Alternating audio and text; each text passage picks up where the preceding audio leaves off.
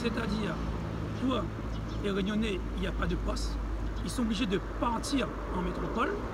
Alors, exemple, l'année passée, il y a combien pour le chiffre? Encore 212 Réunionnais qui sont partis. Il y a 397 qui sont rentrés. Dans les 397, il y avait 10% de Réunionnais. Alors nous, ce qu'on propose, qu'on arrête une bonne fois pour toutes d'envoyer nos enfants travailler dans les banlieues.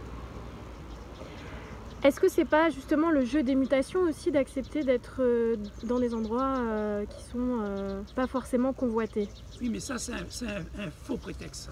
Oui, non, le C'est-à-dire, jeu est faussé parce que, comme il vient de le dire, en fait, il y a 122 Réunionnais qui s'en vont, donc mutation, normal. Il y a 500 personnes qui arrivent et sur les 500, il n'y en a que 10% de Réunionnais. Ça veut dire qu'il y a quand même des postes pour rapatrier, si on peut dire le mot, des gens qui sont, qui sont en France. Donc ils ont déjà été mutés en France, donc ils peuvent revenir chez eux, non? mais voilà, donc dans ce cas, il y a des Réunionnais qui sont en métropole.